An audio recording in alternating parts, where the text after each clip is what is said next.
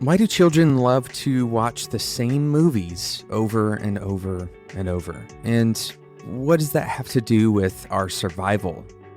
That's what we're talking about on today's episode of Developer Tea, and then we're going to connect it to how you can be a better developer. That's the goal of the show. I want to help you become a better developer, to help you to level up in your career, to truly take these various ideas from all different subjects.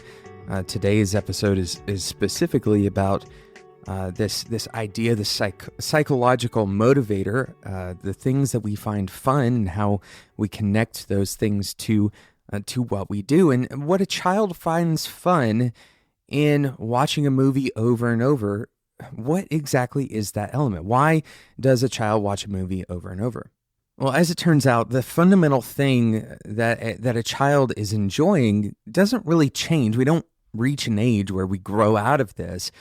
Instead, we graduate. We become a little bit more abstracted, but we still have the same underlying concept of why it is fun to watch the same movie over and over. Well, it's no longer fun for adults, and we're going to talk about why that is. But first, I want to talk about why it's fun for children to watch movies, the same movie over and over. And really, we're getting down to the meat of today's episode, which is this concept called the aesthetic aha.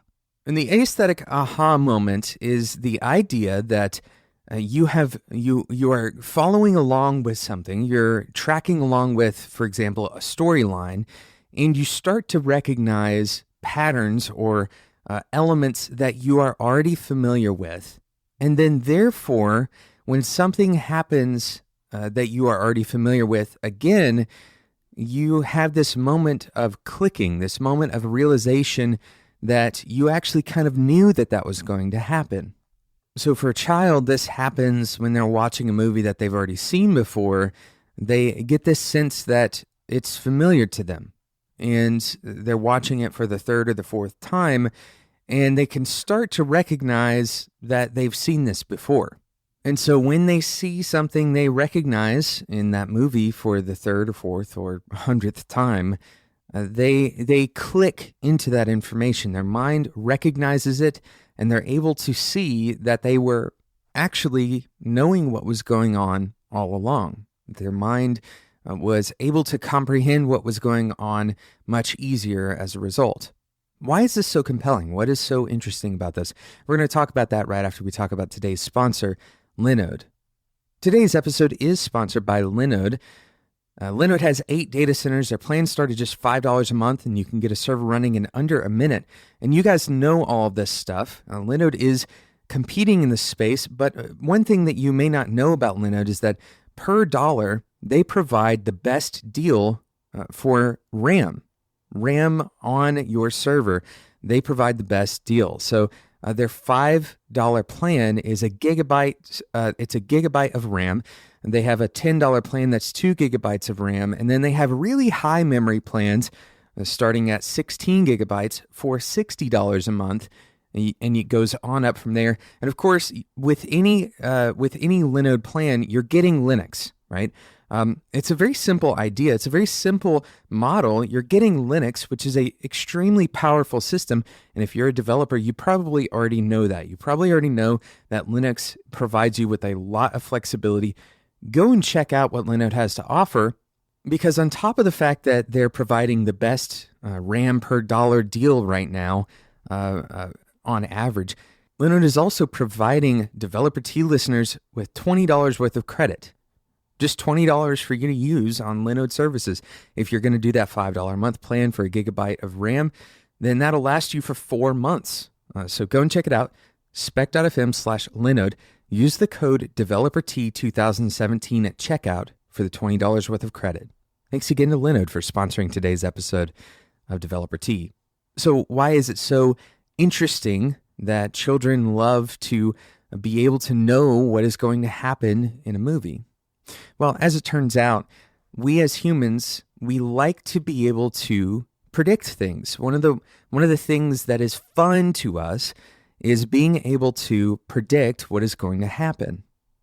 Now, we don't really need to get into the philosophy of what fun really is or the purpose of fun necessarily. This isn't a playful kind of fun as much as it is kind of an intellectually pleasing kind of fun, right?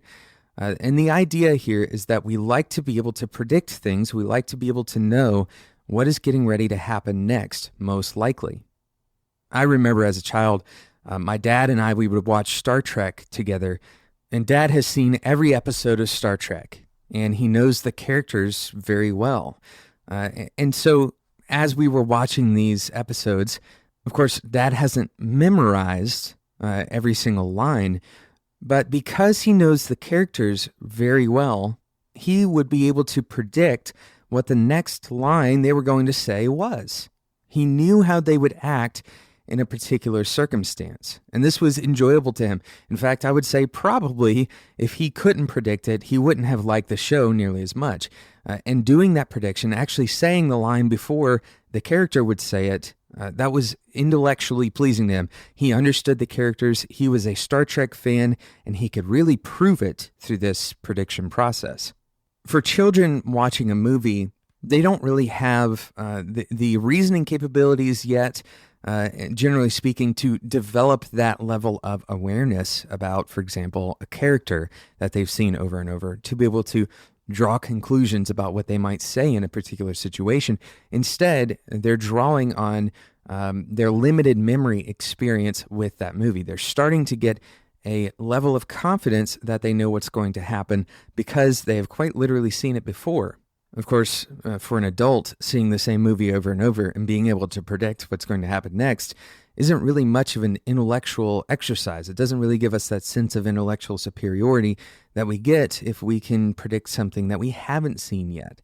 So the moment of aesthetic aha for an adult might come, for example, when we see a movie that carries the same basic storyline as another movie and certain plot devices and literary devices maybe that we've seen previously, they're employed in another movie. And we can almost know that in the end, the hero is going to win. For most blockbuster movies, for example, we know that the hero will win. So the moment that the hero wins, we tend to feel a sense of satisfaction. On top of being happy that the hero won, we were also able to predict that eventually the hero is going to find a way out of this, difficult circumstance that they're in. Another good example of this we're using movies again over and over because this is kind of the most obvious situation where we can see the aesthetic aha being successful with a large number of people. But another good example is a lot of superhero stories involve some kind of origin story, right? Hopefully you've heard this term. And the origin story is some kind of situation when the superhero was younger that created their power, right? Something that happened to them that created their power. Whether it's Spider-Man's bite by the venomous spider or if it's Superman's actual childhood story of being from a different planet, the general formula tends to be quite similar, right? There's something that has made them the way that they are. So why do we care about being able to predict? Why does this create a sense of intellectual superiority? Why does it matter that we need to be able to predict? In fact, if you spend any time working on systems of artificial intelligence, whether that's machine learning or some other kind of learning, then you know that a lot of those tasks require some level of prediction. And it makes sense, right? If we, as humans, didn't try to predict, for example, the dangers that may be a threat to us, then we wouldn't be able to prepare for those dangers. If we couldn't look forward into the future at all, if we couldn't predict that, I'll probably be hungry in the next 2 or 3 hours, then we may not plan to go and actually get food, right? And this would have been a major problem in the early days of humanity.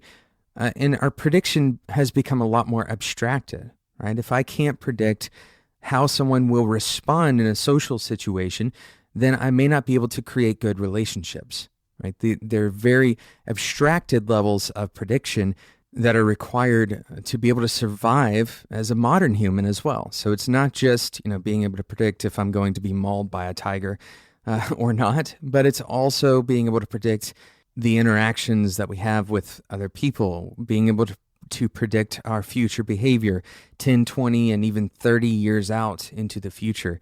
These are all essential to survival as a modern human. So being able to predict is still a very important thing, but how can we take this concept that really is a kind of fundamental core to our survival? How can we take this and employ it in our work as developers?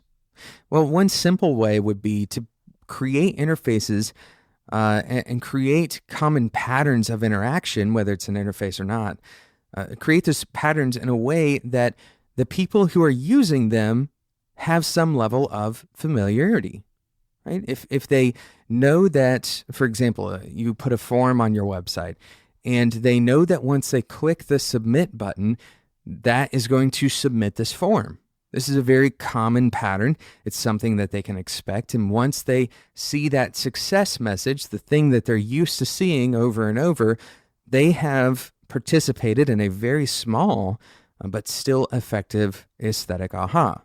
But I do have a word of caution as it relates to creating familiar interactions, creating familiar interfaces, and that is to not create a situation where your users are seeing the same movie for the 100th time.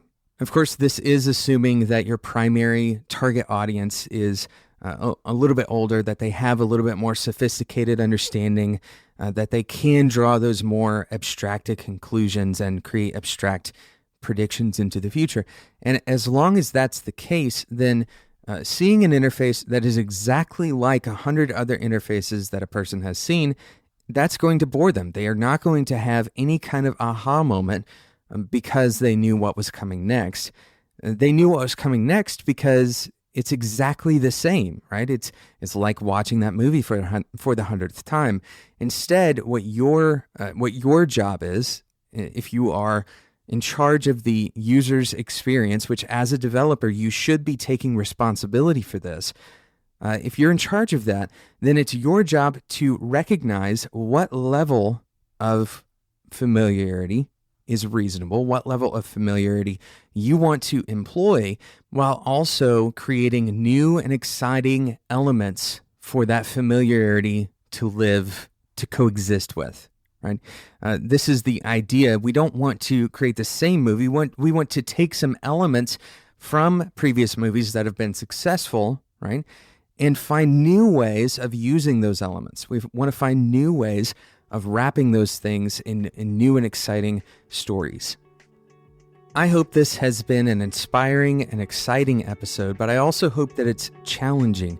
I want for you as a developer to begin to think about ways that you can employ elements of psychology, elements of human nature in the work that you do, so that you can make more compelling experiences for people, more compelling products for people to use. Thank you so much for listening to today's episode. Thank you again to Linode for sponsoring today's episode. You as a Developer Tea listener can get a $20 bill, basically, for free by going to spec.fm/Linode. That's $20 worth of credit on Linode to use on any of their services. You can use the code DeveloperT2017 at checkout to get that $20. Thank you again for listening. If you're enjoying this episode of Developer Tea, make sure you subscribe on whatever podcasting app you use so that you don't miss out on future episodes. And until next time, enjoy your tea.